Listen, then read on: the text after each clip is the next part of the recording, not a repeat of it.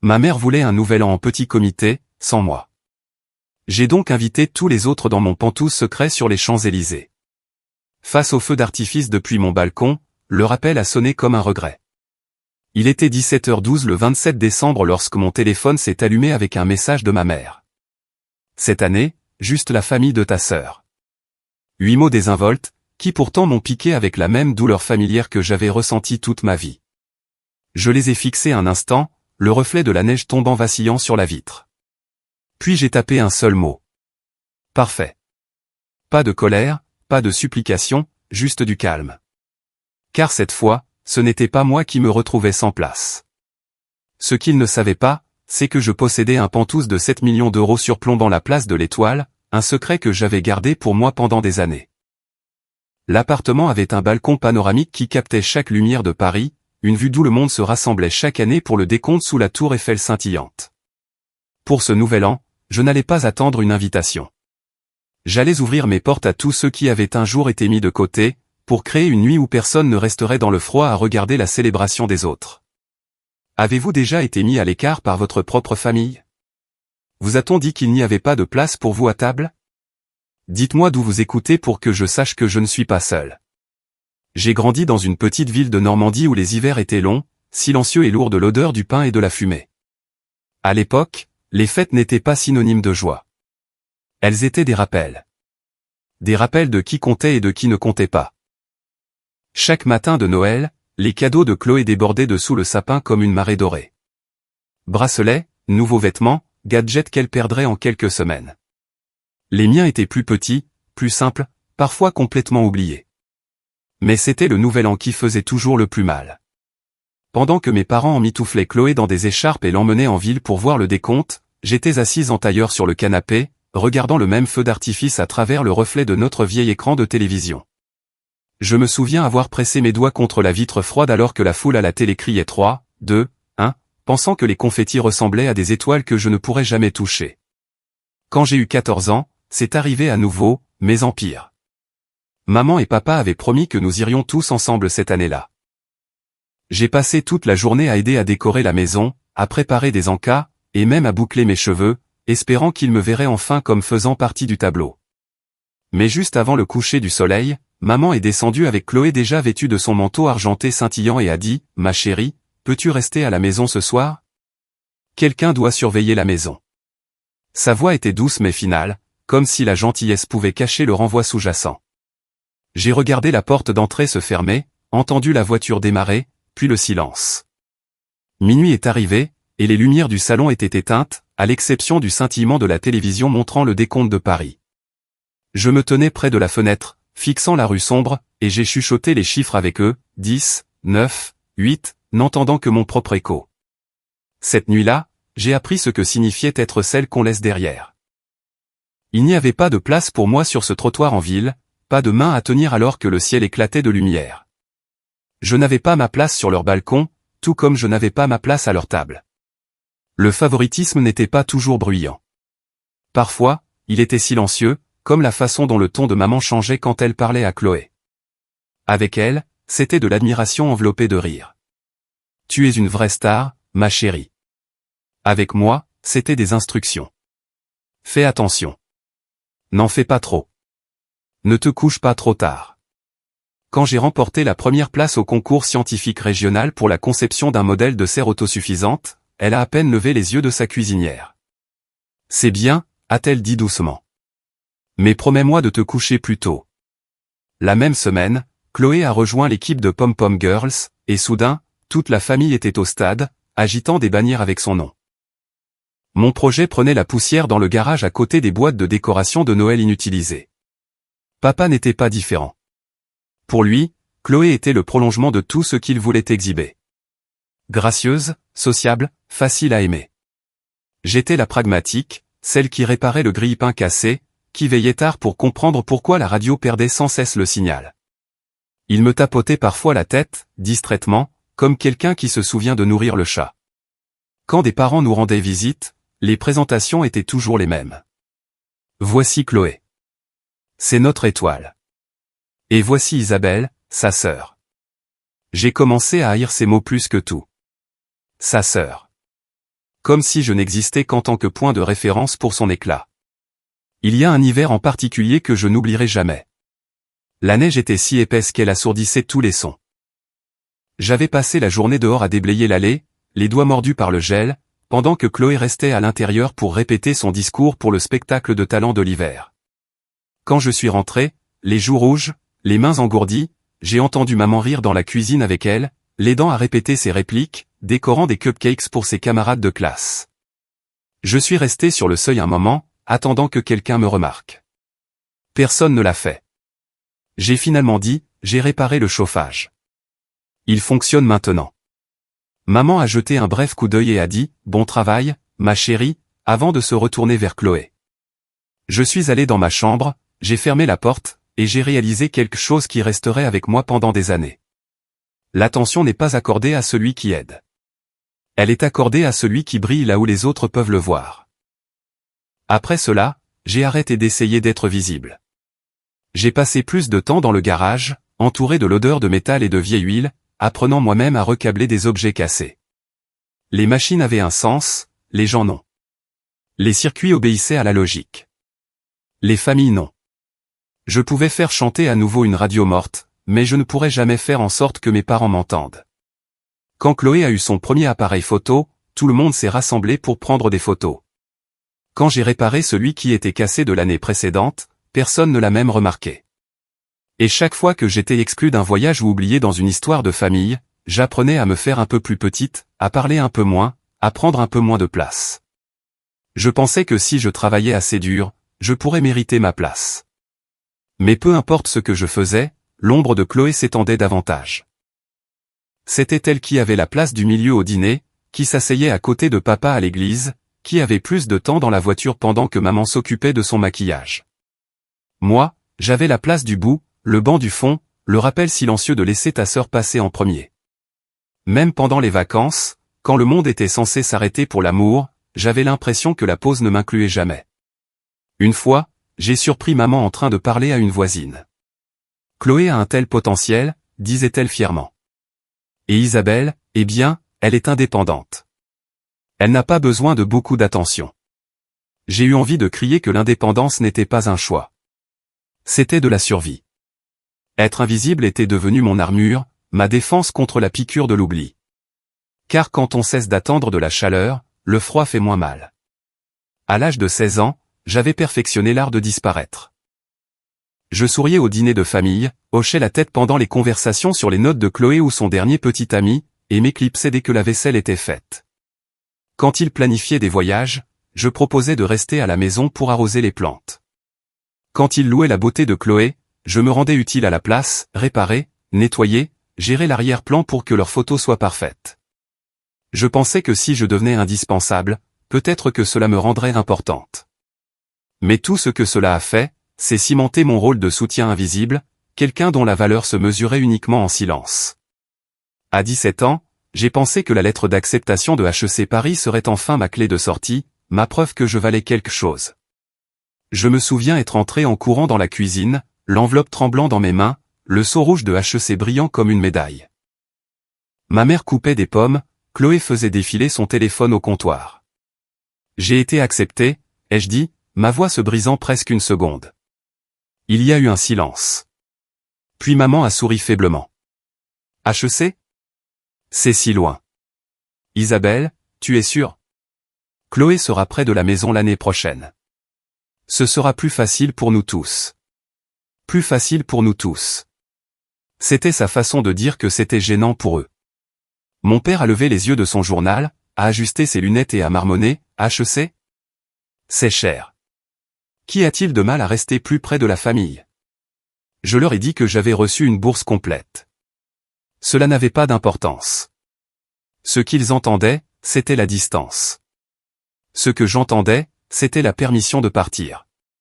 Quand je suis arrivé en Île-de-France cet automne-là, l'air semblait différent. Plus léger, plus vif, rempli d'une liberté que je n'avais jamais goûtée auparavant. Pourtant, sous l'excitation, il y avait un vide qui s'accrochait comme une ombre. Je n'avais pas de voiture familiale pour me déposer, pas de photos prises aux portes de la résidence universitaire. Le déménagement de Chloé dans une université locale avait été un événement familial, avec dîner et ballon. Le mien fut un trajet en bus silencieux, une seule valise, et un téléphone qui est resté silencieux toute la nuit. HEC était magnifique, mais la beauté ne vous nourrit pas. La bourse couvrait les frais de scolarité, pas la vie. Je travaillais le soir dans une librairie et les week-ends comme assistante de laboratoire, jonglant avec les cours et les factures, dormant parfois sur un canapé emprunté dans un appartement partagé. Il y avait des nuits où je ne pouvais pas me permettre le chauffage, alors je serrais mon manteau plus fort et j'étudiais à la lueur bleue de mon ordinateur portable. Je me souviens d'un réveillon du Nouvel An, mon deuxième hiver là-bas, où tout le monde est rentré chez soi ou est allé à des fêtes. Je suis resté seul dans ma chambre, mangeant des nouilles instantanées sèches directement du paquet tout en regardant les feux d'artifice par la fenêtre. Le décompte résonnait faiblement du téléphone de quelqu'un dans le couloir. J'ai chuchoté avec eux 10, 9, 8. Me sentant à la fois fier et vide. Pourtant, quelque part dans ces longues nuits, quelque chose en moi a commencé à changer. J'ai commencé à bricoler des idées pour mon cours d'informatique, construisant de petits programmes pour suivre l'inventaire de la librairie où je travaillais, puis les développant en modèles capables d'optimiser les itinéraires de livraison. J'étais fasciné par la façon dont une ligne de code pouvait changer le mouvement des choses, comment un système pouvait devenir plus efficace, plus juste, plus connecté. La logistique me semblait être de la poésie écrite en logique. Pour la première fois, j'ai trouvé quelque chose qui répondait quand j'essayais. Contrairement aux gens, le code récompensait l'effort. Si je donnais tout ce que j'avais, ça fonctionnait. Plus j'approfondissais, plus je devenais obsédé. Je passais des nuits dans le laboratoire d'informatique pendant que les autres dormaient, éclairé uniquement par le bourdonnement des moniteurs et le tapotement des touches. Il y avait une paix étrange dans ce rythme, la machine et moi parlant une langue que personne d'autre ne se souciait d'apprendre. Dehors, des couples se promenaient sous les lumières de Noël, leur rire résonnant dans la cour. Je restais à mon bureau, les lignes de texte se brouillant dans le doux scintillement de l'écran. Chaque clic, chaque exécution réussie de code était une petite rébellion contre le silence dans lequel j'avais grandi. Il y avait des moments où je me demandais si mes parents pensaient à moi. Pendant les vacances, j'envoyais de courts messages, « Bonne année, j'espère que vous allez bien », et parfois ils répondaient des jours plus tard avec un « Merci, on t'aime » générique. Chloé publiait des photos de dîner de famille, tout le monde souriant autour d'une table à laquelle j'étais assise autrefois. J'ai appris à ne plus vérifier. La vérité, c'est que même de loin, je vivais toujours selon le même schéma, en marge de leur célébration, regardant de derrière la vitre. Pendant ma 3e année, j'ai décroché un stage dans une petite entreprise de logistique à Saclay. C'était chaotique, sous-financé, en sous-effectif, mais plein de potentiel. Je voyais des problèmes partout. Des expéditions retardées, des données perdues, des hôpitaux à court de fournitures parce que les systèmes ne pouvaient pas communiquer entre eux. J'ai commencé à esquisser des algorithmes pour les connecter, pour donner un sens au chaos. Mon superviseur a ri au début, disant que j'étais ambitieuse. Mais un mois plus tard, quand un de mes prototypes a fait économiser à l'entreprise des milliers d'euros, ils ont arrêté de rire. J'ai su alors que c'était ce que je voulais faire. Construire des systèmes qui déplaçaient les choses là où elles étaient le plus nécessaires. Peut-être parce qu'au fond de moi, je savais ce que ça faisait d'être mal placé, d'attendre que quelqu'un vous remarque, de ne jamais arriver là où vous étiez censé appartenir. Les années se sont confondues en code et en épuisement. J'ai manqué des anniversaires, sauté des fêtes, oublié ce que c'était que de se détendre. Mes décomptes du Nouvel An étaient toujours les mêmes. Le tic-tac silencieux de l'horloge du laboratoire, la lumière bleue sur mes mains, le reflet des feux d'artifice clignotant contre les vitres. Chaque année, je chuchotais un vœu, non pas pour l'amour ou la reconnaissance, mais pour un jour où je pourrais me tenir assez haut pour voir toute la ville s'illuminer, non pas en spectatrice, mais en tant que quelqu'un qui avait construit quelque chose par elle-même. Parfois, après une longue nuit, je montais à la tour Montparnasse et regardais le campus. La ville scintillait au loin, et j'imaginais ce que ce serait d'avoir une place là-bas, quelque part avec des fenêtres assez grandes pour voir le ciel de tous les côtés, quelque part où je pourrais enfin dire « cette vue est à moi ». Ce n'était pas la fierté qui me motivait. C'était la faim. La faim de créer un espace où personne ne pourrait me dire que je n'appartenais pas. Chaque bout de code que j'écrivais, chaque cours que je réussissais, chaque heure supplémentaire que je survivais était une brique dans cet endroit invisible que je construisais dans mon esprit. Un endroit au-dessus du bruit où les lumières n'étaient pas pour quelqu'un d'autre. Je ne le savais pas encore, mais ces nuits blanches, ces chuchotements solitaires du Nouvel An façonnaient le plan de mon avenir, la vision qui s'élèverait un jour au-dessus de la place de l'Étoile elle-même. Le rêve d'une maison assez haute pour que personne ne puisse plus jamais me fermer la porte. À 23 ans, le monde extérieur avait changé, et moi aussi. J'avais été diplômé en plein chaos, une pandémie qui a gelé des villes entières, coupé les chaînes d'approvisionnement et laissé les hôpitaux supplier pour des ressources. Je travaillais à distance pour la même entreprise de logistique où j'avais fait mon stage, regardant des feuilles de calcul de livraisons échouées s'accumuler sur mon écran. Lors d'un appel, j'ai écouté un directeur d'hôpital de Marseille pleurer parce que leur ventilateur n'était pas arrivé à temps. Quelque chose en moi a craqué. Toutes ces années à apprendre à connecter des systèmes pour que le chaos s'écoule logiquement avait soudain un but. J'ai commencé à esquisser des solutions sur le mur de ma cuisine avec des post-it, puis à construire des prototypes la nuit. J'ai écrit du code jusqu'à l'aube, cartographiant chaque maillon de la chaîne d'approvisionnement médical où les choses stagnaient, où elles disparaissaient. L'idée était simple, un système nerveux numérique qui permettrait aux hôpitaux de voir et de partager leurs fournitures en temps réel. Ma petite équipe, composée de 3 amis d'université et moi, l'a baptisée MedAccès. Nous travaillions dans un espace de coworking emprunté qui sentait le café brûlé et les routeurs surutilisés. Chaque euro que nous gagnions était réinvesti dans des serveurs et des frais de cloud. Nous vivions de nouilles instantanées et d'adrénaline. Puis, une semaine désespérée, un hôpital parisien nous a trouvés en ligne. Leur camion était coincé en Bourgogne, transportant des masques qu'ils ne pouvaient pas suivre. Je leur ai donné un compte d'essai, j'ai recablé les itinéraires et je suis resté éveillé 36 heures pour que ça fonctionne. Ça a marché. En quelques jours, l'histoire s'est répandue. D'autres hôpitaux ont appelé. Un mois plus tard, nous gérions les flux d'approvisionnement dans une demi-douzaine de régions. Ma boîte de réception est passée de lettres de refus à des appels à l'aide urgents. Pour la première fois, mon nom n'était pas celui qu'on oubliait. C'était celui sur lequel les gens comptaient. À la fin de l'année, plus de 50 systèmes hospitaliers à travers le pays utilisaient MedAccès. Les journalistes ont commencé à appeler. Je n'étais pas prête pour l'attention, mais quand Forbes m'a classé dans son 31h30, je n'ai pas ressenti de fierté. J'ai ressenti de l'incrédulité. J'ai pensé à la fille de 14 ans pressée contre la fenêtre, regardant les feux d'artifice seule, et j'ai chuchoté, tu t'en es sorti. Mais même le succès a sa propre forme de silence. Mes parents n'ont jamais mentionné l'article. Chloé a posté une story félicitant quelqu'un d'autre ce jour-là. Quelques mois plus tard, une société de logistique du Fortune 500 a pris contact. Ils voulaient acquérir MedAccès pour 120 millions d'euros. J'ai fixé le chiffre jusqu'à ce qu'il ne semble plus réel. Le soir où l'accord a été conclu, j'ai signé les papiers dans un bureau loué à peine plus grand qu'une chambre. Quand la dernière signature a été apposée, l'avocat a fait glisser le dossier sur le bureau et a dit « Félicitations, mademoiselle Lambert. Vous êtes officiellement libre. » Je suis sorti et l'air m'a semblé étrange, trop ouvert, trop lumineux. Après des années à joindre les deux bouts, il n'y avait plus de loyer à s'inquiéter. Plus de nouilles instantanées, plus de nuits sur des canapés. La liberté ne rugissait pas, elle chuchotait. Les gens s'attendaient à ce que je célèbre, que j'achète la voiture, les vêtements, le manoir. Je ne l'ai pas fait. J'ai acheté un café et je me suis assise près de la fenêtre d'un petit café, regardant la ville bouger en bas. Pour la première fois, je ne voulais rien prouver. Je voulais juste un endroit qui me ressemble. Un endroit qui me donnerait ce que je poursuivais depuis l'enfance. Une vue dont je n'étais pas exclu. Cette nuit-là, alors que les feux d'artifice éclataient sur la scène, je me suis souvenu de mes réveillons silencieux. La façon dont je regardais à travers les écrans les lumières des autres, et j'ai su exactement ce que je voulais acheter. Pas un yacht, pas une villa, mais une vue. Un endroit où tout le ciel m'appartiendrait, pour une fois. Après des mois de recherche discrète dans des annonces privées, je l'ai trouvé. Un penthouse perché au-dessus de la place de l'Étoile. Des murs de verre enveloppant la skyline. Le même endroit que le monde regardait chaque 31 décembre. 7 millions d'euros.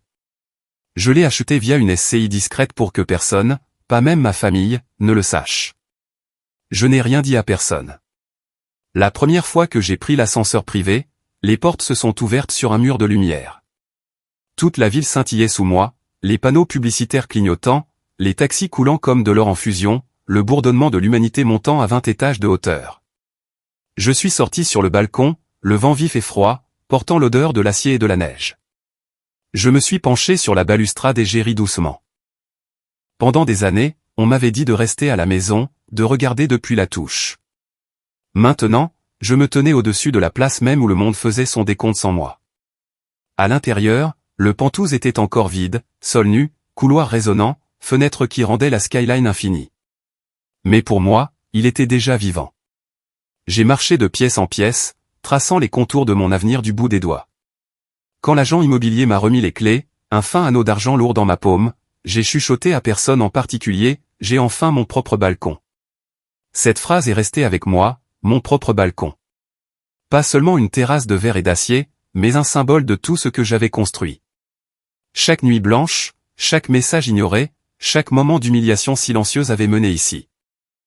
J'ai tourné la clé dans la serrure pour la première fois, entendu le doux clic, et j'ai senti quelque chose en moi s'apaiser. Plus besoin de demander une place, plus besoin de regarder par les fenêtres. Le monde pouvait lever les yeux vers la tour Eiffel, mais moi, pour une fois, je pouvais baisser les yeux et tout voir. Le message de ma mère tournait en boucle dans ma tête bien après que j'ai posé le téléphone. Cette année, juste la famille de ta sœur. J'ai essayé de l'ignorer comme une indifférence à laquelle j'étais habitué, mais quelque chose dans la formulation me dérangeait. Juste la famille de ta sœur. Était-ce vraiment juste moi qu'il voulait exclure, ou avait-il décidé de réduire le monde entier à Chloé à nouveau? J'avais besoin de connaître la vérité. Ce soir-là, j'ai fait défiler mes contacts jusqu'à ce que mon pouce s'arrête sur un nom. Rachel, ma cousine, la fille de tante Marianne. Elle avait toujours été la seule personne de la famille à parler honnêtement, même quand la vérité piquait. Je l'ai appelée. Ça a sonné 2 fois avant que sa voix ne remplisse la ligne, chaleureuse et légèrement essoufflée. Isabelle, waouh, ça fait une éternité. Qu'est-ce qui se passe? J'ai hésité. As-tu reçu une invitation pour le nouvel an de mes parents? Il y a eu un court silence, puis un rire doux. Pas le genre amusé, mais le genre amer. Oh, ce message. Oui, nous n'en avons pas eu. Maman les a appelés la semaine dernière pour les restes de Noël, et ta mère a dit qu'ils faisaient ça en petit comité cette année. Juste Chloé et sa famille. Même grand-mère n'a pas été invitée. Elle est furieuse. Elle a dit que c'était la première fois en 30 ans qu'elle n'accueillerait pas tout le monde sous son toit. Je me suis adossé au mur, le poids de ces mots s'enfonçant en moi. Donc, ce n'était pas que moi. Ils avaient exclu tout le monde aussi. Pour Chloé, encore une fois. Le tableau s'est assemblé facilement. Une table de dîner tranquille. Mes parents s'agitant autour du bébé de Chloé. Le reste de la famille laissé pour compte. Rachel a soupiré. Honnêtement, Isa, je pense que les gens en ont marre. L'année dernière, maman m'a dit qu'elle n'y retournerait pas si tout devait encore tourner autour de ta sœur. Grand-mère a dit la même chose. Nous avons tous essayé de maintenir la paix, mais c'est toujours à propos de Chloé. C'est épuisant. Ces mots ne m'ont pas piqué. Ils m'ont rassuré. Pour la première fois, je n'étais pas la seule à voir le déséquilibre. Rachel, dis-je lentement.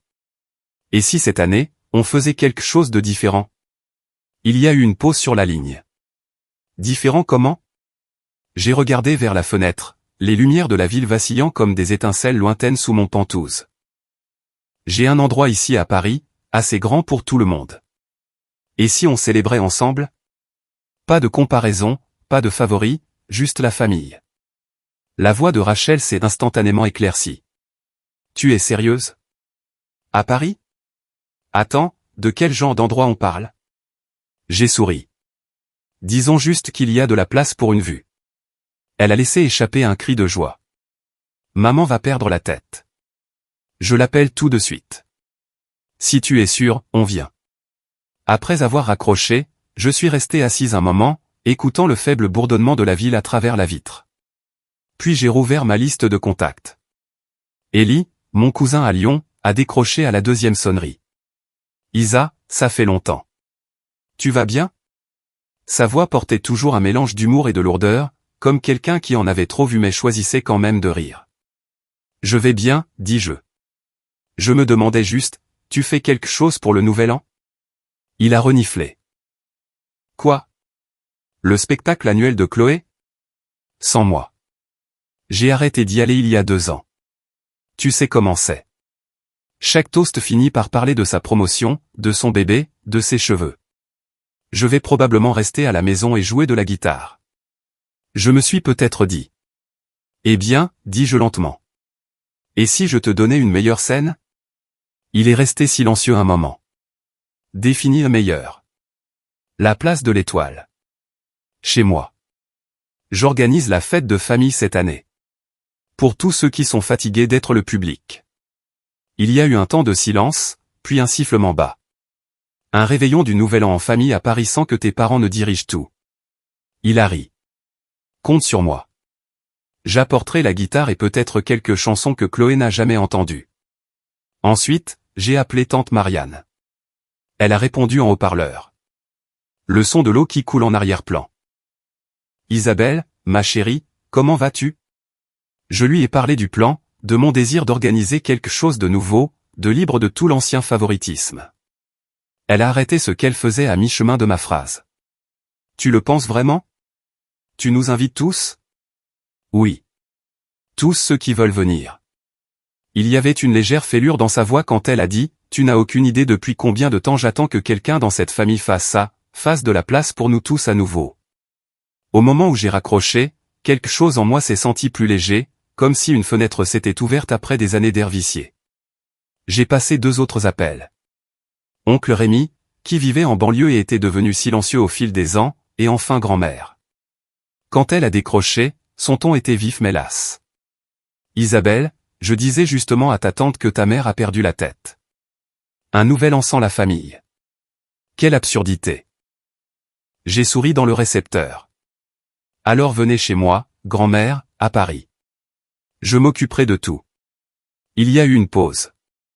Je pouvais l'entendre respirer. Je pouvais presque l'imaginer serrant le téléphone dans sa cuisine fleurie. Chez toi. Oh, ma chérie. Tu es sûre? C'est beaucoup à gérer. J'en suis sûr, dis-je doucement. Il est temps d'avoir un nouveau genre de nouvel an. Un où tout le monde est le bienvenu. Sa voix s'est adoucie, tremblant sur les bords.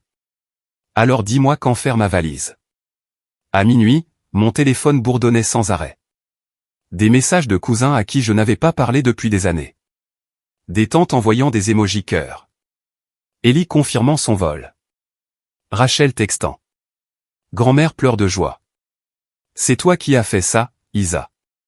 J'ai posé le téléphone sur le comptoir en marbre, je suis allé sur le balcon et je suis sorti dans l'air hivernal. En dessous de moi, la place de l'Étoile pulsait de couleurs, vivante même avant le début de la nouvelle année. Pendant un long moment, je suis resté là, le vent froid caressant mes cheveux, la ville scintillant comme une mer d'étoiles. J'ai pensé à chaque année où j'avais été laissé de côté, à regarder de derrière une vitre pendant que ma famille trinquait sans moi. Maintenant, j'avais aussi des murs de verre, mais ils étaient à moi. J'ai chuchoté dans la nuit. S'ils n'ouvrent pas la porte, je le ferai. Les mots ont disparu dans le vent, portés au-dessus des toits. Derrière moi, le Penthouse vide résonnait de possibilités. Bientôt, il ne serait plus vide. Bientôt, il y aurait des rires, de la musique, de la chaleur, et une table où chacun aurait sa place. Et pour la première fois de ma vie, j'ai réalisé que je n'attendais plus qu'une famille m'invite. J'en construisais une moi-même. Les jours suivants se sont déroulés comme une tempête silencieuse. Une fois que tout le monde a confirmé, j'ai transformé mon Penthouse en centre de commandement. Les listes se sont multipliées sur le comptoir en marbre, nom des invités, heure d'arrivée, notes alimentaires, navettes aéroportuaires. J'ai appelé le concierge de l'immeuble et lui ai expliqué que j'accueillerais ma famille pour le réveillon du Nouvel An. Il a semblé légèrement alarmé jusqu'à ce que je lui dise que je m'occuperais personnellement de la sécurité. Le plan était simple, mais infaillible. Les invités arriveraient par l'ascenseur privé un étage en dessous du niveau du toit. Le concierge vérifierait les noms. La sécurité distribuerait des bracelets de couleur. Et personne d'autre ne serait autorisé à dépasser ce point. Je ne voulais pas de chaos. Pas d'étrangers errant depuis la rue. Ce n'était pas une boîte de nuit. C'était la famille. Ensuite, la nourriture. Je ne voulais pas de plateau traiteur ou de buffet tiède. Je voulais un dîner qui soit vivant, personnel, quelque chose qui disait effort et chaleur au lieu d'extravagance. Par l'intermédiaire d'un ami de mes années à HEC, j'ai trouvé le chef Marc, un chef basé dans le Marais connu pour sa cuisine fusion franco-italienne, une cuisine simple, honnête avec du panache. Quand il est arrivé pour inspecter la cuisine, il a passé la main sur les comptoirs en granit et a sifflé. « Vous avez une meilleure installation que la plupart des restaurants », a-t-il dit en souriant. Ensemble, nous avons planifié le menu. Filet de bœuf en croûte d'herbe, bar poêlé, gratin de macaroni à la truffe pour les enfants, légumes rôtis au glaçage balsamique, et une table de dessert avec des mini cannolis, des coupes de tiramisu et une pavlova aux fruits rouges frais. Pour les parents plus âgés qui ne buvaient pas, nous avons conçu des cocktails sans alcool spéciaux, des spritzers à la grenade avec du romarin et du miel. Nous commencerons à préparer, a dit Marc. À 19h, cet endroit sentira le paradis. La musique était la suivante. J'ai engagé un duo violon et guitare d'un petit bar de jazz de Saint-Germain-des-Prés. Ils étaient jeunes, talentueux, et n'hésitaient pas à prendre des demandes. Je leur ai dit que je ne voulais rien de bruyant, juste de la chaleur. Pensez-y comme une conversation à travers la mélodie, ai-je dit. Ils ont souri en hochant la tête. En guise de secours, j'ai créé une playlist de jazz parisien pleine de cuivre doux et du genre de rythme qui ressemble à un battement de cœur derrière les lumières de la ville. Pas de chansons pop, pas de joie artificielle, juste le bourdonnement de quelque chose de réel. Les décorations se sont mises en place par couches. J'ai gardé les choses simples. Des guirlandes lumineuses dorées drapées autour des hautes fenêtres en verre, des hortensias blancs et des lys dans des vases transparents, et un immense compte à rebours numérique monté sur le mur du fond, brillant d'un ambre doux. Sur la table principale, j'ai placé des bougies parfumées à la cannelle et des chemins de table en lin impeccable. Pas de guirlandes, pas de chaos, juste de l'élégance et de la chaleur. Dans un coin près des portes du balcon, j'ai installé une station de confettis avec des récipients étiquetés de flocons biodégradables, argentés, dorés et blancs translucides. Facile à nettoyer, doux pour la ville en contrebas. La sécurité sur le balcon n'était pas négociable. J'ai installé des paravents transparents, disposé des chauffages d'extérieur et drapé d'épaisses couvertures en laine sur le dossier de chaque chaise. Pour les enfants, j'ai commandé des casques anti-bruit, du genre doux utilisés lors des concerts, pour qu'ils puissent regarder les feux d'artifice sans craindre le son. Je pouvais déjà imaginer leurs petits visages pressés contre la vitre, les yeux écarquillés devant l'explosion de couleurs dans le ciel. Une fois toute la logistique réglée, je me suis concentré sur le détail le plus important, les cadeaux. Je voulais que chaque personne se sente remémorée.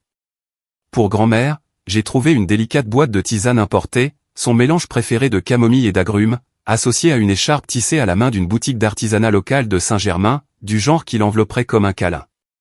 Pour les enfants de Rachel, j'ai commandé un Lego de la Skyline de Paris, emballé dans du papier bleu et surmonté d'un ruban argenté. Pour Ellie, qui portait toujours sa guitare comme un second battement de cœur, j'ai choisi un nouveau capodastre et un jeu de cordes de guitare haut de gamme gravé de ses initiales. Pour tante Marianne, j'ai acheté un livre de photos de style vintage intitulé Paris, hier et aujourd'hui, une chronique de l'histoire de la ville en images côte à côte. Sur la première page, j'ai écrit à l'encre dorée, pour celle qui n'a jamais cessé de maintenir la famille unie. Il y aurait une longue table dans la salle à manger, pas de table pour enfants, pas de séparation.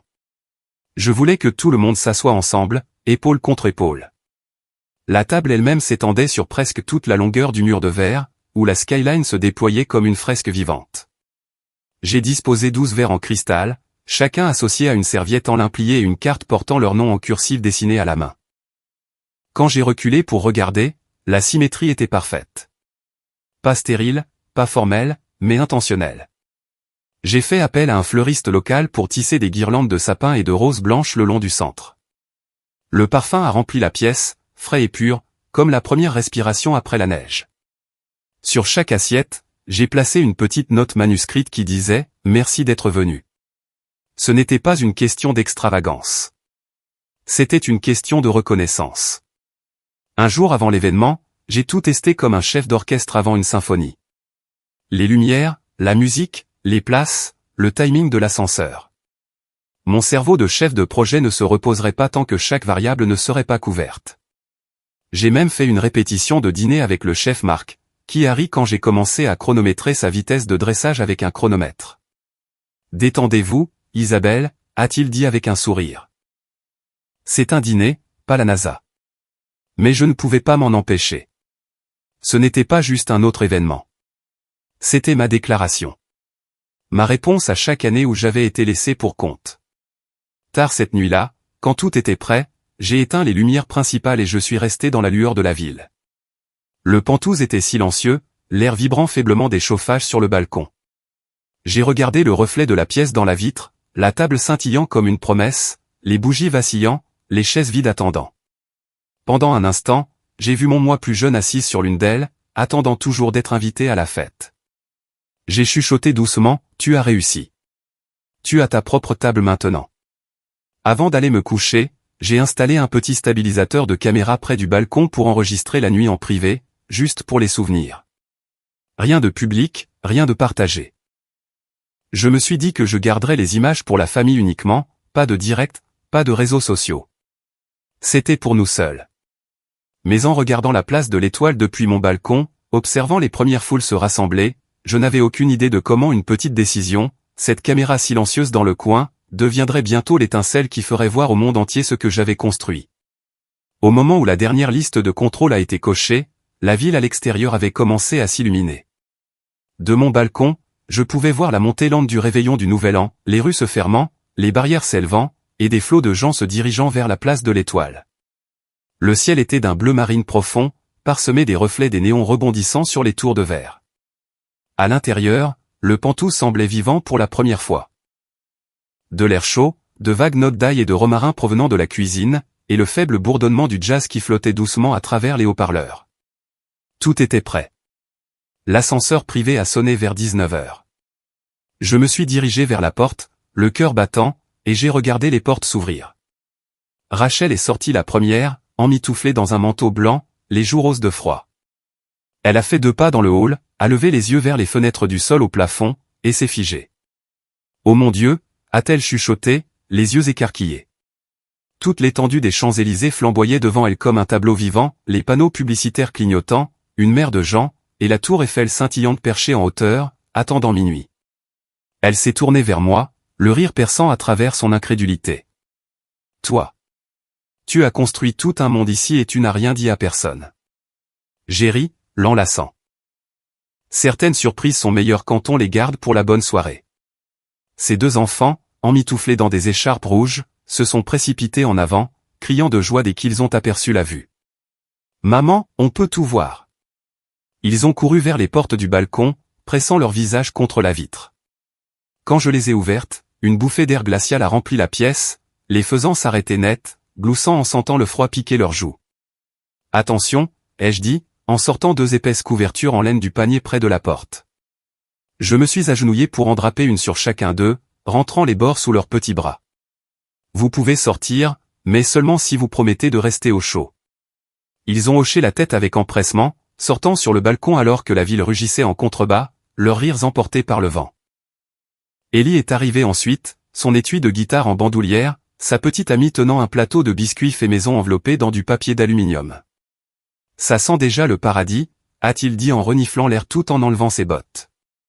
De la cuisine, le chef Marc a crié « Vous arrivez juste à temps pour la première tournée de canapés. » Des plateaux de mini crostini et de coquilles Saint-Jacques poêlées sont apparus sur l'îlot en marbre, scintillant sous la lumière douce.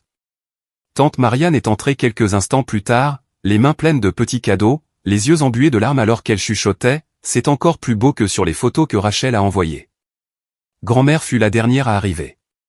Quand les portes de l'ascenseur se sont ouvertes pour elle, elle s'est tenue silencieusement, ses mains gantées agrippant sa canne. Je me suis approché d'elle lentement. « Bienvenue à la maison », ai-je dit. Elle a regardé autour d'elle, les lumières dorées, l'odeur de romarin, le jazz doux, puis moi. « C'est toi qui as fait tout ça ?» J'ai hoché la tête.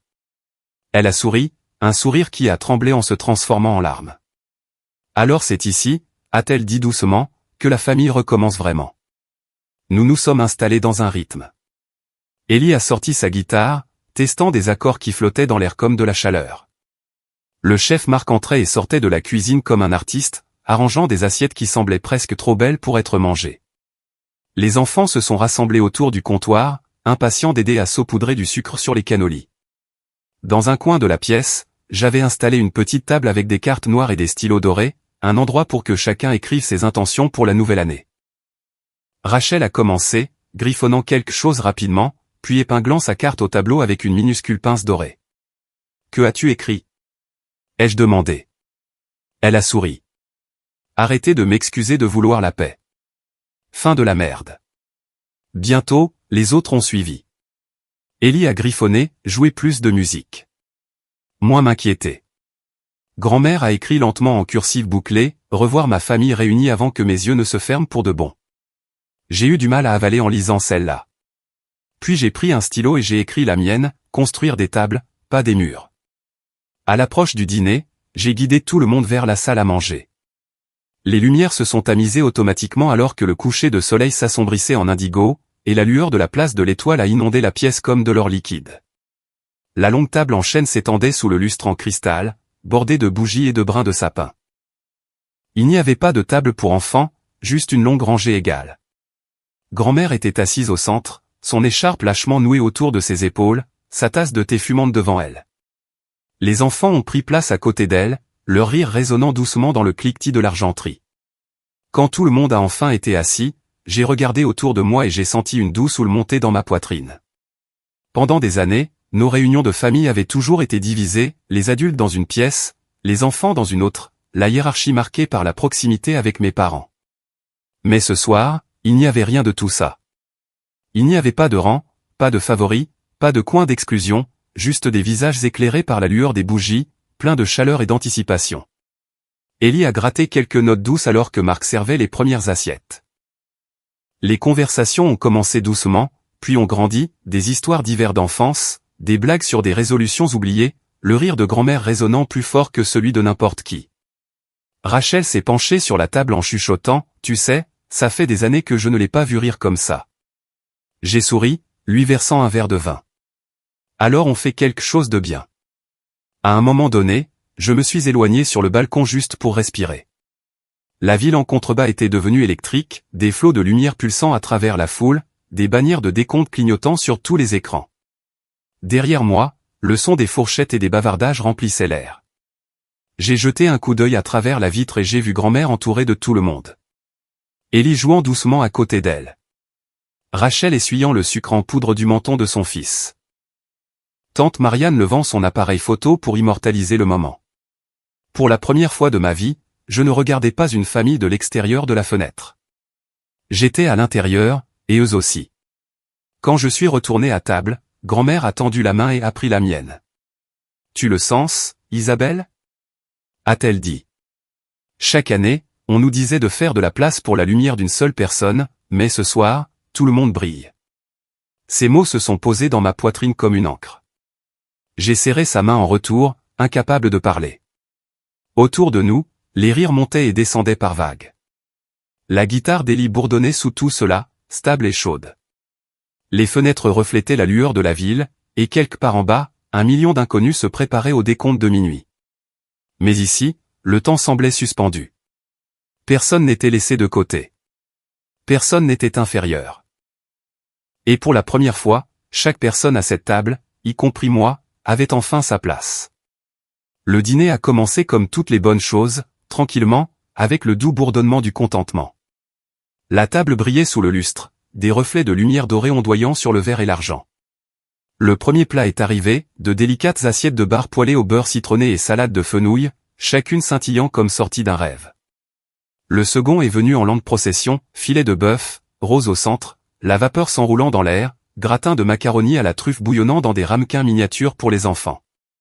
L'odeur de romarin, d'ail et d'oignon caramélisés était épaisse dans l'air. Dehors, la ville scintillait, et du balcon, un faible écho de la foule en liesse montait comme un ressac lointain. Personne n'a parlé pendant un moment. Seulement les bruits des couverts rencontrant la porcelaine, le soupir occasionnel d'approbation, et le rythme régulier du jazz en dessous de tout cela, une caisse claire brossée, une basse paresseuse, le murmure d'un saxophone. C'était paisible, chaleureux, complet. J'ai attendu que les assiettes soient à moitié vides avant de me lever. Mes mains reposaient légèrement sur le dossier de ma chaise, la lueur du lustre traçant un trait sur le bord de la table. Je ne suis pas très doué pour les discours, ai-je commencé, et le bavardage s'est instantanément calmé. Tous les yeux se sont tournés vers moi. Ceux de Rachel, brillants et larmoyants, ceux de grand-mère, patients et pleins de sagesse. Alors, je vais faire simple. J'ai pris une profonde inspiration. Merci d'être venu. 4 mots. C'était tout ce que j'avais prévu de dire, mais il portait plus que je ne l'attendais. La pièce s'est immobilisée. Puis quelqu'un a fait teinter son verre. Des rires ont doucement ondulé, et Élie a levé la main en souriant. À Isabelle, a-t-il dit, qui a construit le balcon sur lequel nous avons tous la chance de nous tenir. La pièce s'est levée dans des applaudissements, doux et sincères. J'ai senti ma gorge se serrer, et je me suis rassise rapidement, faisant semblant d'ajuster ma serviette. Quand les rires se sont calmés, grand-mère s'est penchée en avant, son bracelet en argent captant la lumière. Avant que minuit n'arrive, a-t-elle dit, je pense que nous devrions faire quelque chose, une vieille tradition d'une nouvelle manière. Elle a pris une des cartes noires de la table du coin, celle que nous avions utilisée plus tôt, et l'a brandie. Un par un, nous lirons ce que nous laissons derrière nous dans l'ancienne année, et ce que nous emportons dans la nouvelle. Rachel a tapé dans ses mains. J'adore ça. C'est ainsi que cela a commencé. Tante Marianne a commencé. Elle a souri doucement, la voix tremblante en lisant « Je laisse derrière moi le besoin de plaire à tout le monde, et j'emporte le courage d'aller bien même quand je ne peux pas » quelques hochements de tête, quelques larmes silencieuses. Élie a suivi, laissant derrière lui la comparaison, emportant le rythme. Il a gratté une seule note sur sa guitare, une ponctuation ludique qui a fait rire tout le monde. Quand ce fut le tour de grand-mère, elle a déplié son papier lentement. Son écriture scintillait à la lueur des bougies. Je laisse derrière moi les années que j'ai passées à regarder les autres déchirer notre famille, a-t-elle dit, et j'emporte la gratitude pour celle qui nous a recousus. Elle m'a regardé droit dans les yeux. Je n'ai pas bougé. Ma poitrine me faisait mal de cette manière douce et insupportable qui ne vient que lorsque quelque chose de longtemps brisé commence à guérir. J'étais la dernière. J'ai pris ma carte, les doigts tremblant légèrement. Je laisse derrière moi le silence, ai-je dit. Et j'emporte l'appartenance. La pièce est tombée dans un silence qui n'exigeait pas de mots. Grand-mère a tendu la main sur la table et a pris la mienne. Sa paume était chaude, douce comme du papier. Elle a chuchoté que je venais de redonner un sens au nouvel an pour notre famille. Je n'ai pas réalisé que je pleurais jusqu'à ce qu'elle me serre la main. Rachel s'est tamponnée les yeux. La guitare d'Élie bourdonnait doucement en arrière-plan. Une berceuse de notes qui semblait nous envelopper tous. Pendant un moment, le temps lui-même a semblé suspendu. Pas de passé, pas de douleur, juste des gens ensemble respirant la même chaleur. Le chef Marc a fait une brève apparition de la cuisine avec le dessert. Des pyramides de mini cannolis saupoudrés de sucre et des assiettes de pavlova garnies de bail. Les enfants ont applaudi, leurs visages rougeoyants sous les lumières. Gardez de la place pour les encas de minuit, a-t-il taquiné, se retirant avec un clin d'œil. À 23h45, l'air a changé. Le rugissement de la ville en contrebas a commencé à monter comme un battement de tambour s'élevant vers quelque chose d'inévitable. Le compte à rebours sur le mur clignotait 23h50. Le violoniste et le guitariste sont revenus au centre de la pièce, jouant une douce interprétation de Ce n'est qu'un au revoir. Tout le monde a commencé à bouger, remplissant les verres, se rassemblant sur le balcon, enfilant les manteaux. Je me suis écarté pour prendre mon petit stabilisateur de caméra, vérifiant qu'il enregistrait toujours. Juste des images privées, me suis-je rappelé, un souvenir, rien de plus. Mais alors, au milieu des rires, l'un des enfants de Rachel, peut-être par excitation ou par habitude, a pris une photo rapide avec son téléphone. La famille réunie autour de la table, la skyline brillant derrière nous. Elle l'a posté sur sa story sociale, ajoutant une poignée d'émojis et une légende simple, meilleur nouvel an de tous les temps. Elle n'a pas réalisé que son téléphone avait automatiquement géolocalisé le lieu, Penthouse place de l'Étoile. Je n'ai rien remarqué de tout cela à ce moment-là. Je me tenais près de la fenêtre, regardant ma famille tourbillonner dans les rires et la musique. Tout le monde enfin, incroyablement, en paix. Grand-mère a levé son verre de thé. À la nouvelle année, a-t-elle dit, et à ceux qui ont choisi d'être ici. Et alors que la ville en contrebas commençait son décompte final, j'ai réalisé que c'était plus qu'une réunion. C'était une reconquête. Une famille renaissant sur le balcon de quelqu'un à qui on avait autrefois dit qu'elle n'y avait pas sa place. Je ne savais pas que bien en dessous, les gens commençaient déjà à remarquer le poste, des messages volant à travers les groupes de discussion familiaux, de vieux amis partageant des captures d'écran, des chuchotements commençant à voyager à travers les fuseaux horaires. Mais ici, entouré des seules personnes qui comptaient, tout ce que je connaissais était le sentiment d'être chez soi, réel, fragile, mérité. La nuit ne faisait que commencer. Et pour une fois, je ne la regardais pas à travers une vitre. C'était moi qui tenais la lumière. À 23h59 et 50 secondes, le monde semblait retenir son souffle. Depuis le balcon, la place de l'Étoile ressemblait à une galaxie vivante. Des millions de petites lumières pulsant en rythme. Une mer de visages tous tournés vers le haut, attendant. Les écrans géants flambaient de couleurs, et les derniers chiffres ont commencé à clignoter. 10, 9. 8. Le son s'est élevé comme une vague de la foule en contrebas, gonflant à travers les gratte-ciel, résonnant même jusqu'ici, à 40 étages au-dessus du sol. Je pouvais le sentir à travers le verre, à travers ma peau, la vibration d'une ville partageant un seul battement de cœur. À l'intérieur du Penthouse, tout le monde s'était précipité sur le balcon. Rachel a resserré son écharpe, ses enfants criant de joie en se pressant vers l'avant. Ellie a joué un dernier accord doux avant de mettre sa guitare de côté et de les rejoindre. Grand-mère m'a tenu le bras, sa poigne ferme mais tremblante d'excitation. Le froid nous mordait les joues et les chauffages bourdonnaient régulièrement, rougeoyant contre la balustrade. J'ai regardé autour de moi, les guirlandes flottant, les verres levés, les visages éclairés par le reflet des écrans et du ciel. Cela ne ressemblait plus à une fête privée. C'était comme se tenir au centre de quelque chose de vaste et de vivant. 3, 2. 1. Quand l'horloge a sonné minuit, le ciel a explosé. Les feux d'artifice ont éclaté comme des supernovas, dispersant des rivières d'or et de violet dans la nuit. Les fenêtres des immeubles voisins ont flamboyé de lumière, et le rugissement de la foule s'est élevé en un seul cri tonitruant. Les enfants de Rachel ont crié de joie, levant les mains en l'air alors que des confettis jaillissaient de nos canons de balcon, tourbillonnant dans le vent comme des milliers de petites météorites. Pendant un battement de cœur, on aurait dit que tout le ciel pleuvait de l'or. L'air froid a frappé mon visage, vif et pur, mais je n'ai pas sourcillé. Quelqu'un m'a tendu une coupe de champagne. Je l'ai levée, riant sans m'en rendre compte. La petite amie d'Ellie a immortalisé le moment sur son téléphone, le reflet des feux d'artifice dansant dans mes yeux, ma bouche ouverte dans le genre de sourire que je n'avais pas porté depuis des années. Plus tard, en regardant la vidéo, je me suis à peine reconnu.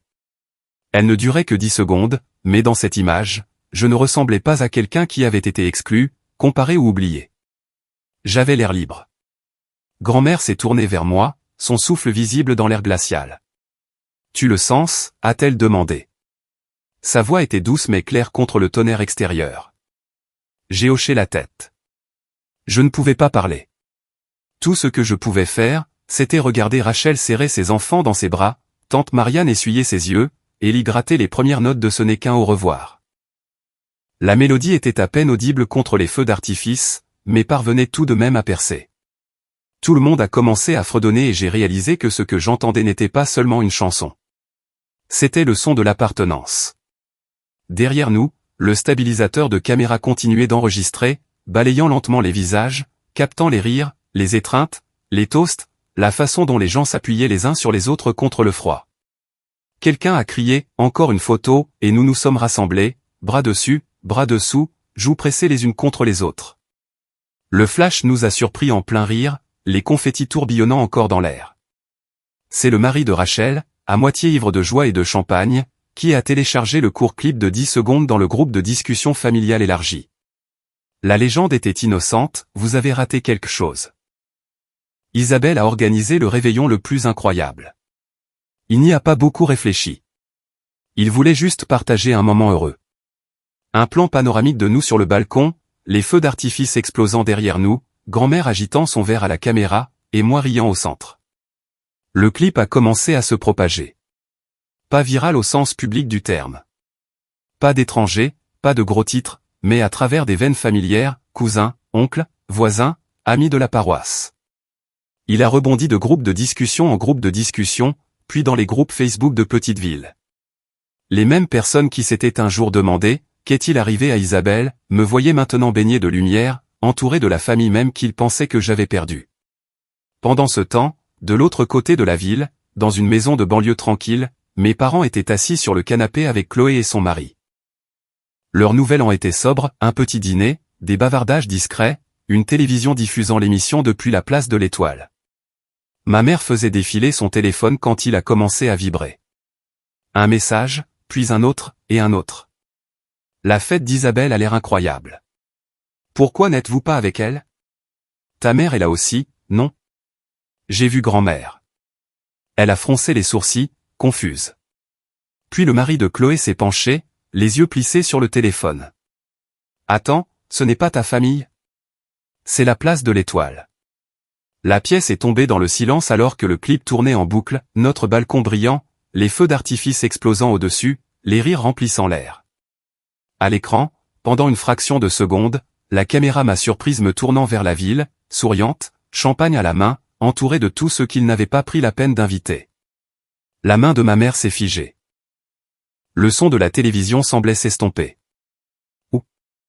Où a-t-elle eu cette vue, a demandé Chloé, son ton cassant. C'est un bien immobilier de premier ordre sur la place de l'Étoile. Sa voix s'est légèrement brisée sur le dernier mot. Mon père a marmonné quelque chose sur le fait que c'était probablement loué, mais même lui ne semblait pas convaincu. Le téléphone continuait de vibrer de notifications. Votre Isabelle s'est vraiment surpassée. On dirait que la famille s'est mieux amusée là-bas. Si beau. Pourquoi n'êtes-vous pas allé? Les questions se multipliaient plus vite qu'elle ne pouvait répondre. À la télévision, la caméra a balayé la foule sur la place de l'Étoile, zoomant brièvement vers le haut. Pendant un instant fugace, la diffusion a capté le sommet de notre immeuble, le scintillement de nos lumières, une faible rafale de confettis venant d'en haut. Ce n'était que quelques secondes, mais c'était suffisant. Le visage de ma mère est devenu pâle. De retour aux Pentouzes, je n'avais aucune idée de ce qui se passait. Je me tenais près de la balustrade, la ville s'étendant à l'infini sous moi, mon écharpe flottant dans le vent. Grand-mère a appuyé sa tête contre mon épaule, fredonnant doucement. J'ai sorti de ma poche le trousseau de clés, celui qui ouvrait toutes les portes de cet endroit. Je l'ai tourné une fois dans ma main, sentant le métal froid se presser dans ma paume, puis je me suis dirigé vers le petit crochet près de la porte du balcon et je l'y ai accroché. Les clés brillaient faiblement à la lumière, se balançant doucement dans le courant d'air. Ce n'était pas une décoration, c'était une déclaration. Pendant des années, j'avais été celle qu'on laissait derrière lorsque les portes se fermaient, celle qui regardait les autres franchir des seuils auxquels je n'étais pas invité. Mais ce soir, j'avais construit ma propre porte. Et je l'avais ouverte, non pas pour l'approbation, non pas pour la vengeance, mais pour ceux qui s'étaient vraiment présentés. La voix d'Élie s'est élevée derrière moi. Au nouveau départ. A-t-il crié, levant son verre bien haut. Tout le monde a fait écho, les voix mêlées de rire. Les enfants de Rachel dansaient pieds nus dans la chaleur des chauffages, jetant des poignées de confettis en l'air. J'ai jeté un dernier regard à la skyline, au chaos brillant en contrebas, et j'ai chuchoté à personne en particulier, voilà à quoi ressemble un foyer. Les feux d'artifice ont commencé à s'estomper, leurs dernières braises flottant comme des étoiles qui perdent leur chemin. Je suis rentré, fermant doucement les portes vitrées derrière moi. Le son s'est atténué en un doux murmure, l'écho de la célébration s'estompant en quelque chose de paisible. Sur le mur, le compte à rebours clignotait minuit 0 minute 47 secondes, figé en pleine transition, comme si le temps lui-même s'était arrêté juste assez longtemps pour que nous puissions respirer. Et pour la première fois de ma vie, je n'avais pas l'impression de terminer une année. J'avais l'impression d'en commencer une enfin. Le matin après les feux d'artifice, la ville semblait lavée. Les confettis avaient disparu, les rues en contrebas étaient à nouveau calmes, et la lumière du soleil se déversait à travers les fenêtres du Penthouse en longs traits indulgents. Il était 10h06, et j'étais encore en peignoir, pieds nus, sirotant un café près du balcon quand mon téléphone a commencé à sonner. L'identifiant de l'appelant affichait maman. Pendant une seconde, j'ai envisagé de l'ignorer. Mais j'ai vu grand-mère, déjà réveillée, assise près de la cheminée avec sa tasse de thé, et j'ai su que quoi qu'il faille dire, ce serait ce matin-là.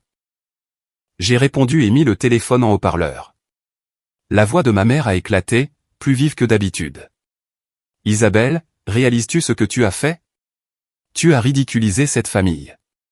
Tout le groupe de la paroisse parle de cette vidéo, du fait que tout le monde était avec toi pendant que nous étions assis ici comme des imbéciles. Ces mots frappaient par courtes rafales frénétiques, du genre qui portait plus d'embarras que de colère. J'ai pris une longue gorgée de café, gardant ma voix stable. J'ai juste fait exactement ce que tu m'as dit, maman. Cette année, juste la famille de ta sœur. Ce sont tes mots. Alors, j'ai organisé ma propre réunion pour ceux qui voulaient venir. C'était ma version du haut parfait. Grand-mère a posé sa tasse de thé, écoutant en silence, ses yeux ne me quittant jamais. Ma mère a bafouillé. Ne déforme pas les choses. Tu nous as exclus publiquement. Tu aurais dû nous dire que tu faisais quelque chose comme ça. On dirait que tu te vantes. Avant que je puisse répondre, la voix de mon père a coupé, étouffée, mais ferme. Tu n'avais pas à l'étaler, Isabelle. Un Penthouse, la place de l'Étoile, des feux d'artifice. Qu'est-ce que tu essayais de prouver? Tu as embarrassé ta mère. J'ai laissé le silence s'étirer assez longtemps pour entendre leur respiration au bout du fil. Puis j'ai dit calmement, je n'ai rien étalé. J'ai construit quelque chose parce que pendant des années, on m'a dit qu'il n'y avait pas de place pour moi. Alors j'ai construit un endroit où tous ceux qui avaient été oubliés pouvaient avoir une place. N'en fais pas tout un drame, a claqué mon père. Tu déformes les choses. Et c'est là que la voix de grand-mère, stable et basse, est entrée dans la pièce. Robert, Judith, ça suffit. L'air semblait se figer autour de nous. Vous voulez parler d'embarras? A-t-elle dit, son ton tranchant à travers le bruit. Vous m'avez exclu. Moi. En 30 ans de Nouvel An, je n'ai jamais été laissé de côté jusqu'à celui-ci. Il y a eu un silence à l'autre bout. Grand-mère a continué, sa voix inébranlable. Vous avez dit à tout le monde juste la famille de Chloé. Vous n'avez pas seulement écarté Isabelle, vous avez écarté toute la famille. J'ai reçu des messages toute la matinée de cousins, de Marianne, d'Élie. Savez-vous ce qu'ils ont dit? Ils ont dit que c'était le premier Nouvel An qui ressemblait à nouveau à un foyer. Isabelle ne s'est pas vantée. Elle a restauré quelque chose que vous avez perdu au moment où vous avez commencé à choisir un enfant au détriment de tous les autres. Le ton de ma mère a vacillé. Mère, ce n'est pas ce qui s'est passé. Oh, c'est exactement ce qui s'est passé, a claqué grand-mère, et j'ai entendu le tremblement des années dans sa voix. Vous avez transformé les réunions de famille en scène pour Chloé et le reste d'entre nous en son public. Et quand Isabelle a cessé d'attendre les applaudissements et a construit sa propre table, vous avez appelé ça de l'arrogance. Non, ce qu'elle a fait, c'est de la guérison. La ligne téléphonique est devenue complètement silencieuse. Je pouvais presque entendre le grésillement de la culpabilité qui la parcourait. Mon père a soupiré, essayant de se reprendre. Nous essayons seulement de garder les choses simples. Chloé avait des projets. Simple, a de nouveau interrompu grand-mère, plus sèchement cette fois. Vous avez confondu simplicité et égoïsme. Vous avez confondu fierté et amour. Isabelle ne vous a pas humilié. Vous vous êtes humilié vous-même en abandonnant votre propre famille. Je me suis adossé, laissant ces mots remplir la pièce. Il y a eu une longue pause, puis une faible tentative de ma mère. Nous ne voulions blesser personne. Nous pensions juste. J'ai terminé pour elle. Vous pensiez que je resterais seul à nouveau, comme chaque année auparavant. Personne n'a parlé. Le seul son dans la pièce était le doux tic-tac de l'horloge murale. J'ai regardé grand-mère, qui m'a fait un petit signe de tête approbateur. Puis, avec une finalité calme, j'ai dit, maman, papa, je suis prête à parler quand vous serez prêts à écouter, pas quand vous serez prêts à rejeter la faute. J'ai appuyé sur fin d'appel et la ligne s'est coupée.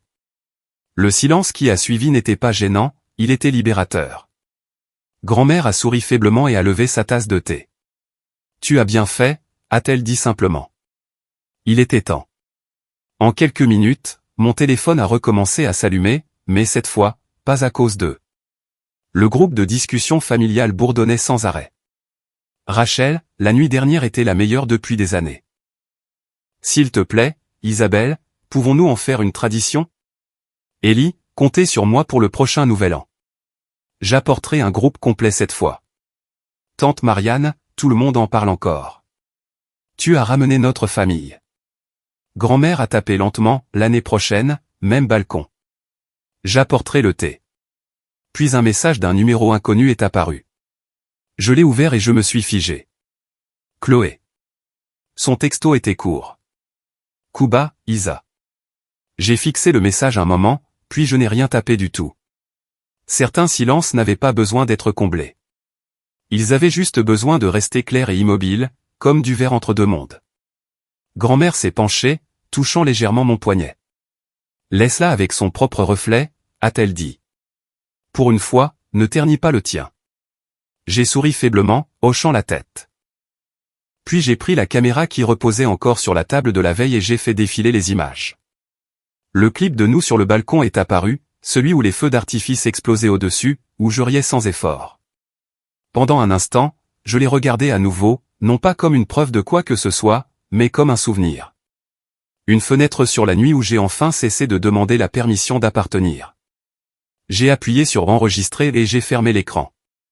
À midi, les messages affluaient encore, des gens demandant de faire du Nouvel An aux Pantous une tradition familiale, suggérant des thèmes, des idées de nourriture, même un don de charité la prochaine fois. Ce n'était pas du bruit, c'était de la connexion. Réelle, choisie, et enfin mutuelle. J'ai regardé autour de l'appartement silencieux, la lumière du soleil se déversant sur le sol où les confettis de la veille scintillaient encore faiblement près de la porte du balcon. Je ne les ai pas balayés. Certains rappels étaient destinés à rester, la preuve que quelque chose avait changé pour toujours. Je me suis tourné vers grand-mère, qui était retournée à son thé. C'est étrange, ai-je dit doucement. Ils ont appelé ça un spectacle, mais tout ce que j'ai fait, c'est ouvrir une porte. Elle m'a regardé en souriant. Oui, a-t-elle dit. Et pour la première fois, les bonnes personnes l'ont franchi. 3 jours plus tard, le 3 janvier, 19h, le Pantouz semblait différent. Les lumières étaient douces et dorées maintenant, du genre qui rend les ombres aimables plutôt que froides.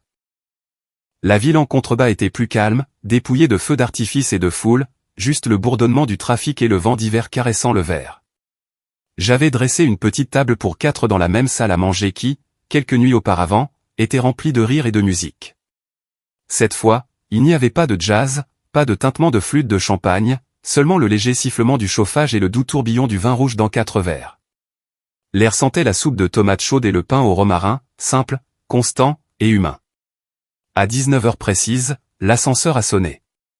J'ai ouvert la porte pour trouver mes parents debout là, avec Chloé juste derrière eux. Mon père portait une bouteille de vin, ses mains raides. Ma mère souriait comme le font les gens quand ils ne sont pas sur des règles. « Tu as une belle maison », a-t-elle dit doucement, comme pour tester le son des mots. Les yeux de Chloé se sont promenés dans l'espace, s'attardant sur la vue, sur le même balcon qui était apparu dans ce clip de 10 secondes. « C'est plus haut que je ne l'imaginais », a-t-elle murmuré. « Entrez », ai-je simplement dit. « Le dîner est prêt. » Nous nous sommes assis. Les premières minutes se sont écoulées avec les banalités d'étrangers essayant d'agir comme une famille, le temps, la circulation, le restaurant qu'ils avaient essayé la semaine dernière. J'ai versé du vin, placé des bols de soupe devant eux, et j'ai pris ma propre place. L'air était si silencieux que je pouvais entendre le faible crépitement de la cheminée du salon. Mon père s'est éclairci la gorge. « Ta mère voulait te contacter plus tôt », a-t-il commencé. La main de ma mère a effleuré son poignet doucement. Nous voulions juste te voir, pour comprendre. J'ai posé ma cuillère, j'ai levé les yeux, et j'ai décidé de ne pas gâcher le moment. Alors laissez-moi vous aider à comprendre, ai-je dit. Leurs visages se sont figés. Je vous ai invité ici non pas pour nous disputer, ai-je continué, ma voix calme, mais parce qu'il y a des choses que je n'ai jamais dites, et peut-être qu'il est temps. J'ai regardé entre eux, les 2 personnes qui m'avaient appris à tenir une fourchette, à écrire mon nom, et pourtant, d'une manière ou d'une autre, jamais à me sentir vu. Il y a eu des Noëls où vous avez oublié que j'existais. Des anniversaires où vous étiez trop occupés. Des Nouvel An où j'étais assise dans le noir à regarder les feux d'artifice sur une minuscule télévision pendant que vous emmeniez Chloé en ville. Vous m'avez dit une fois, tu comprendras quand tu seras plus grande. Ta sœur le mérite plus. Vous l'avez dit comme si c'était un fait, pas de la cruauté. Les lèvres de ma mère se sont entr'ouvertes, mais aucun mot n'est sorti. J'ai continué, doucement mais fermement. Quand j'ai été accepté à HEC, vous m'avez dit que c'était trop loin. Quand j'ai lancé mon entreprise, vous avez dit que la technologie n'était pas un vrai travail. Vous m'avez rappelé à la maison parce que c'était plus pratique pour la famille. J'ai appris à me faire petite pour que ça fasse moins mal. Je pensais que peut-être si je restais assez silencieuse, je pourrais encore appartenir. Pendant un moment, le seul son était le faible tic-tac de l'horloge. Mon père a baissé les yeux sur ses mains, frottant le bord de son verre. Puis il a dit doucement, « Je n'ai pas vu ». Les mots sont tombés, lourds, mais honnêtes. Il a levé les yeux, brillant. « Tu as toujours été si indépendante. » Je pensais que tu n'avais pas besoin de nous. La voix de ma mère s'est brisée alors qu'elle chuchotait, « Je pensais que tu étais forte, que tu n'avais besoin de personne. » J'avais tort. Elle a tendu la main comme pour toucher la mienne, puis s'est arrêtée à mi-chemin, incertaine. pendant un long moment, personne n'a parlé. Chloé fixait sa soupe, son reflet tremblant à la surface. Finalement, elle a levé la tête.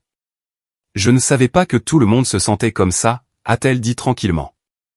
Je pensais juste que je faisais ce qu'on me disait. Je n'ai pas réalisé à quel point ça te faisait te sentir petite. Elle n'a pas dit pardon, pas directement, mais le silence qui a suivi ces mots ressemblait à une sorte de fracture, une petite fissure dans ce qui avait été autrefois un déni solide. Je ne me suis pas précipité pour le combler. J'ai juste hoché la tête. Je ne demande pas d'excuses, ai-je dit. Seulement de la présence, de se montrer honnêtement quand ça compte. J'ai attrapé 3 enveloppes noires sous la table et je les ai placées sur le chemin de table en lin, une devant chacun d'eux. Pour vous, ai-je dit à mes parents, c'est pour la nouvelle année. Ma mère a hésité avant d'ouvrir la sienne. À l'intérieur se trouvait une petite carte dorée avec des mots manuscrits.